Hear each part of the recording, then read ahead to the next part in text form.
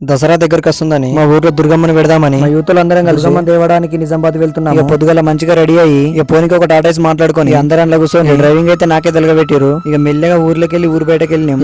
ఇదేం బండి అయ్యా, రెండో గీరసం మొత్తుకుంటుంది, మూడో గీరసం మోషన్ చనిపోతుంది. మొత్తానికైతే బైపాస్ ఎక్కిన మధ్యలో మా వాళ్ళు ఛాయ్ తాగుతారంటే ఆపిన ఎండ మాత్రం గట్టి కొడుతుంది. ఛాయ్ ఉప్పుకుంటూ తాగి మా మంత్రివర్లకు మండుతున్నట్టుంది. మెల్లగా తాగుతుంది ఛాయ్.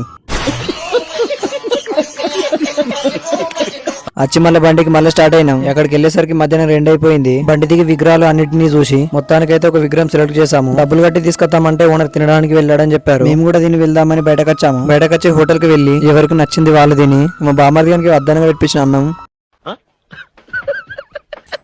ఈ మొత్తానికైతే పోయినందుకు హోటల్ కి అయితే న్యాయం చేసినాం. మళ్ళీ రిటర్న్ వచ్చి అమ్మవారి దగ్గరికి డబ్బులు కట్టేసి అమ్మవారిని టాటాయిస్ లో ఎక్కించే ముందు పూజ చేసి వాళ్ళ మనసులో టాటాయిస్ లో ఎక్కించారు. అమ్మవారు మాకు ఇచ్చేలోపు సాయంత్రం 5 అయిపోయింది. అమ్మవారిని అయితే మెల్లిగా మా ఊరికి అయితే తీసుకొస్తున్నాం. మా ఊరికి వచ్చేలోపు నైట్ 8 అయిపోయింది. తీసుకొచ్చిన అమ్మవారి షెడ్ అయ్యే వరకు పెద్ద ముగ్గులే పెడదామని పెట్టినాం. ఈ అందరు కలిసి మళ్ళీ ఇంటికి వచ్చి కొంచెం ఫ్రెష్ అయిపోయి అమ్మవారికి డిన్నర్స్ వచ్చినాం. ఈ అందరికి ఎవరికి దోసిన పని వాళ్ళు చేసినాం. తినకు నిద్ర వస్తుందట. 12 గంటలకు వామప్ చేస్తుండు.